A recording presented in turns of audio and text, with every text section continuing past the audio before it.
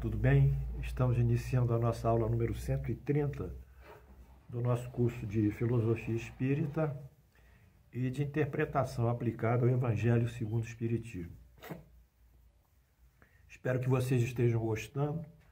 Nós estamos evoluindo no estudo desse bloco, que é a influência da escola de Alexandria e a filosofia helênica. Aula anterior, nas anteriores, falamos da influência da escola de Alexandria, que é uma escola muito importante, às margens do rio Nilo, Mediterrâneo, alinhado com o Mediterrâneo, e depois falamos sobre alguns comentários que o Leon Denis fez sobre a apropriação dos termos hipostase e logos, hipostase de Aristóteles e logos de Platão, no sentido de dar um mecanismo lógico formal para poder fazer o entendimento da deificação de Jesus. É meio complicado, mas foi isso. Eu espero que vocês tenham entendido, né, a articulação toda. Se não, por favor, eu peço para vocês voltarem à aula. Eu sei que essas coisas não são fáceis, mas a gente tem que explicar para vocês isso, né? As coisas não são fáceis, mas acontecem assim. O Espiritismo tem essa linha de pensamento que atravessa todas as áreas de conhecimento. Atravessa a antropologia, atravessa a sociologia, atravessa a física, atravessa as ciências da natureza, atravessa as ciências sociais, etc, etc. Atravessa a religião, porque o Espiritismo é uma filosofia, basicamente, a sua força. Então ele vai se interessando nesse caso que nós estamos vendo, ele vai se interessando pela evolução do pensamento do homem. Eu não vim aqui para contar historinhas de espiritismo, de umbral, enfim, de umbral grosso, umbral fino, de mundos espirituais, etc. Isso aí não é a base do espiritismo. O espiritismo é um processo de conhecimento que nós vamos adquirindo gradualmente para poder reformatar a nossa natureza moral, sobretudo. Então essas historinhas são boas, mas não são essas. O Espiritismo não foi criado para criar essas historinhas e contar. Então nós vamos aqui, dentro disso, vamos estudar hoje a construção de Jesus como Deus, né? A gente falou isso um pouquinho na aula passada, mas vamos estudar isso. Ou seja, como foi construído Jesus dentro da igreja para se tornar Deus, ser identificado. Como nós vimos, eles se apropriaram do contexto, do conceito de hipostase grega, que é uma essência, a única da divindade. Divindade é uma essência. Então essa essência está lá em cima, como se fosse figuradamente, alegoricamente, uma nuvem. Essa nuvem, ela solta outras energias de nuvens, e pela descida dele, hipo, para baixo, Deus se manifesta como Deus se manifesta como Filho, que é Jesus, e como Espírito Santo, que é a inteligência de Deus que transita toda a sua criação. Então, nessa concepção, Deus é igual a Filho é igual ao Espírito Santo, ou Deus é igual ao Espírito Santo é igual a Filho, todos são iguais. Então, a partir desse momento, nós constituímos o mistério da Santíssima Trindade. Santíssima Trindade, eu estou resfriado, vocês desculpem. O mistério da Santíssima Trindade. Vamos lá estudar isso, essa trindade aqui. A igreja, para fechar o dogma da Santíssima Trindade e tipificá-lo como mistério, cuja origem, a explicação são imprescindíveis inapreensíveis pela razão do homem, associa esse mistério a Deus, que também é inexplicável. Bom, para mostrar a inexplicabilidade da Santíssima Trindade e tê-la fechada sob a força do dogma, ela se apoia no seu raciocínio na Epístola de Paulo Apóstolos, que é a primeira Epístola aos Coríntios 1, 2.9, que diz o seguinte: nem os olhos viram, nem ouvidos escutaram, nem jamais penetrou em coração humano o que Deus tem preparado para aqueles que o amam. Então, Deus realmente é incognoscível para nós. Então, eles vão apropriar essa incognoscibilidade de Deus, vão fazer uma analogia e vão fechar a Santíssima Trindade dizendo também que ela é incognoscível, inapreensível, como o próprio Deus. Mas são duas coisas diferentes, né? A concepção de Deus é uma. A Santíssima Trindade é a concepção do homem. Isso não veio com Jesus. Jesus nunca falou isso. Portanto, encerra-se aqui o capítulo da revisão e ressignificação do Evangelho. Depois de andarmos tanto, estamos encerrando esse capítulo com todas essas alterações. E vamos fazer ainda alguns comentários. São João contradiz João. Contradiz o dogma da Trindade, da Santíssima Trindade. Vamos ler aqui. Apesar das tentativas de João, ao abrir o capítulo 1 do seu Evangelho, acompanhando os conceitos gregos, os capítulos quando ele fala que o verbo desce cheio de graça, os capítulos subsequentes contradizem essa própria concepção do capítulo 1. Tal como se observa, por exemplo, João 5,30 afirma a sua limitação frente à vontade de Deus. Ele depende de Deus, em João 5,30. João 8,29 reafirma depender de Deus. João 10, 29 e 30. Mais dependência. O Pai é que lhe dá, ele não tem nada. O João 12,49 diz ser representante de Deus, ser seu preposto, ser seu intérprete. O João 16, 28 define sua origem. Eu vim do Pai e volto para o Pai. E o seu destino, eu volto para o Pai. Ele vem do Pai e volta para o Pai. Se ele fosse Deus, ele não iria nem voltaria, ele já estaria criado. Ele seria eterno, onipotente, onipresente. Ele não vai nem volta, Deus não vai nem volta. Deus não tem início nem fim. Bom, continua aqui. Mediante o exposto, fica óbvio Jesus não ser Deus. Sim, seu filho. A dualidade inicialmente constituída por João perde o seu sentido. Vamos continuar. O próprio Jesus define a sua natureza. João 5, 19, 20. Então lhes falou Jesus: em verdade vos digo, que o Filho do Homem nada pode fazer de si mesmo, somente aquilo que vir fazer o seu Pai, vir do Pai. Porque tudo que este filho fizer, será semelhante ao que o Pai faz. Porque o Pai ama o Filho e lhe mostra tudo o que faz, e maiores obras que estas lhe mostrará, para que vos maravilheis. Então, nesse momento, nós entendemos que o próprio Jesus, que é o nosso amado mentor da doutrina espírita, o Espírito de Verdade, ele mesmo se coloca numa posição de submissão e de adoração a Deus, e que nós devemos seguir. Mas ele não pode ser Deus, não pode. Aí vocês perguntarão, mas por que, professor, criou-se a Santíssima Trindade, então, e fizeram por ela a divinização de Jesus? Então, eu fui estudar isso para vocês. Flores, tá? Vamos lá. Dogma e política, a luta pelo poder. Olha, eu fui estudar isso.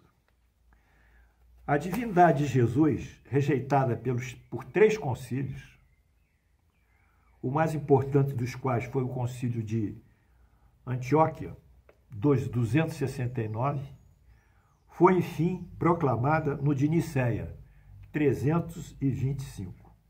Quer dizer, já tinham colocado na pauta do concílio a divinização de Jesus. Já tinham sido rejeitados por 3 concílios, sobretudo o de Antioquia. Mas, enfim, no 4º concílio, entrou na pauta e Jesus foi divinizado. Foi o concílio de Nicéia.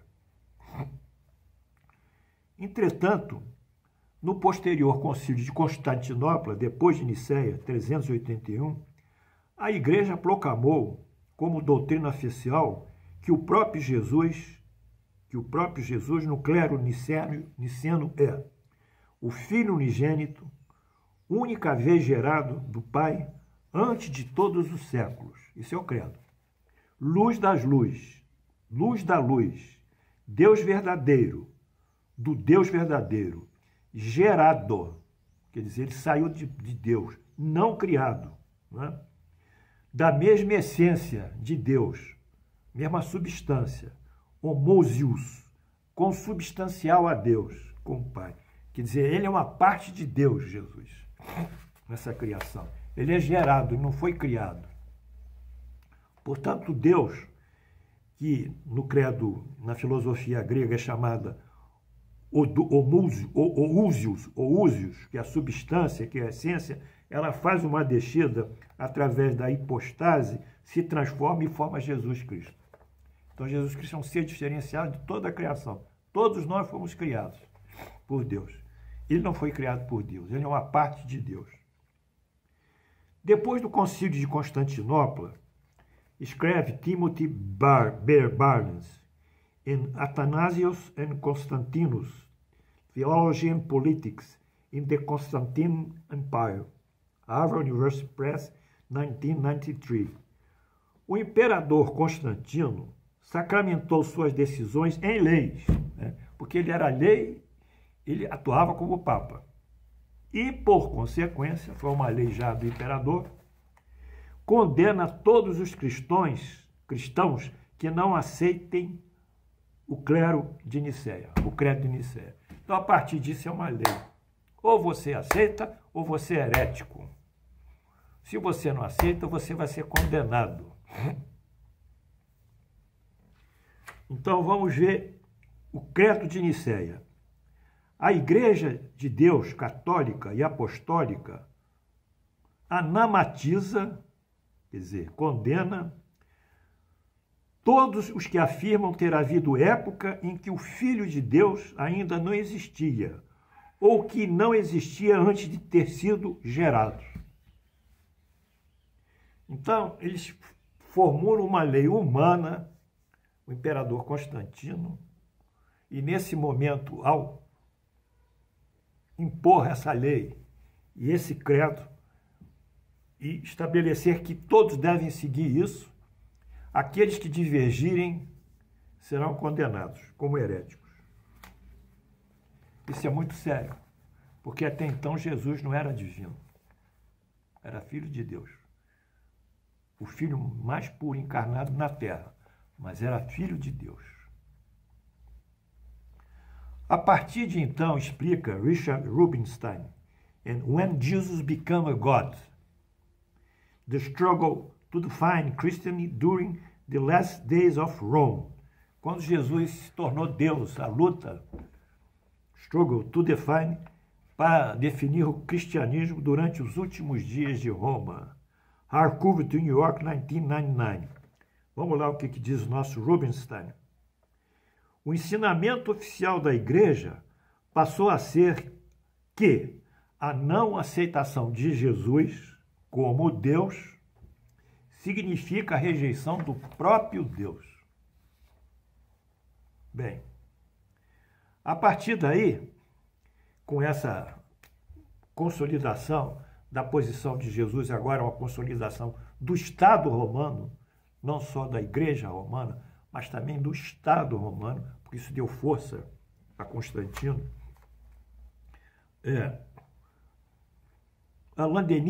Leon Denis, ele escreve o seguinte no livro Espiritismo, Cristianismo, na edição da FEB, 2001, página 66.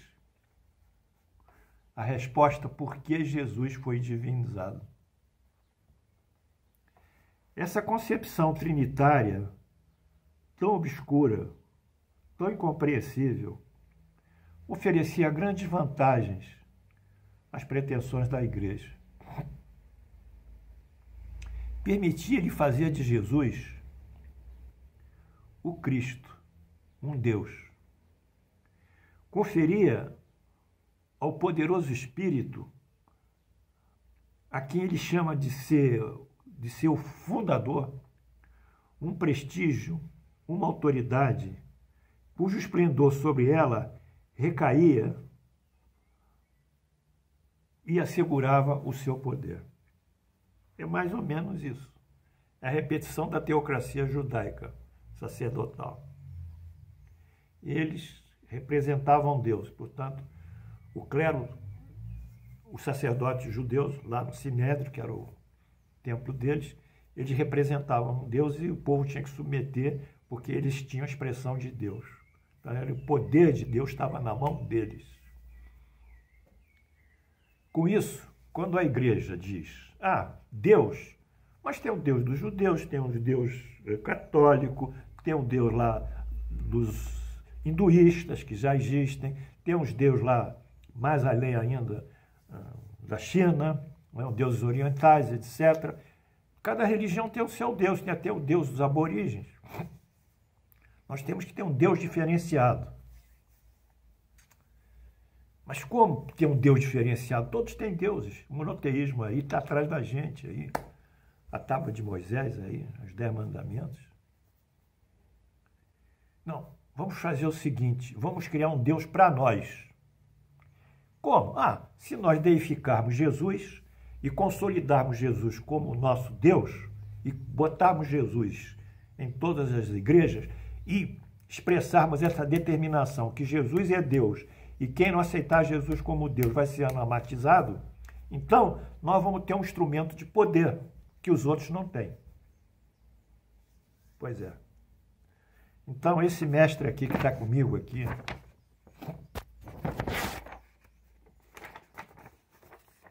que nasceu tão puro, que é um espírito puro, um homem simples, nasceu num estábulo perto dos animais domésticos, em Belém, veio da região mais atrasada da Palestina, que era a Galileia, a região mais atrasada, a cidade de Nazaré. Esse espírito superior, incrível, colocaram ele como representante dele, através do credo de Nicéia e da Santíssima Trindade. A partir disso, Jesus se tornou Deus.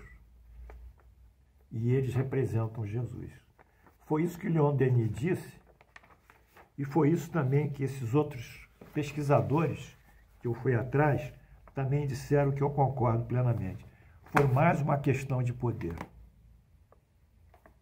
A semelhança da teocracia sacerdotal judaica,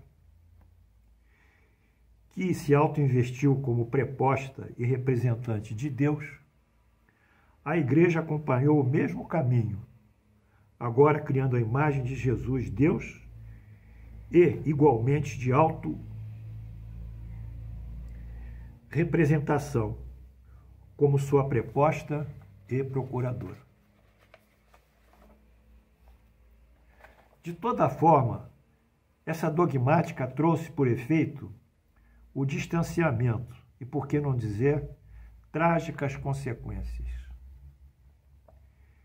Essa concepção de Jesus de Deus, vide as cruzadas, a Inquisição, separou a igreja dos povos não cristãos, os judeus, os muçulmanos, para quem Jesus é o profeta, e consignaram a Jesus, os muçulmanos que conseguem como profeta, e os não cristãos posteriormente, quando eles conquistavam as colônias da África e da Ásia e se deparavam com uma religião diferente.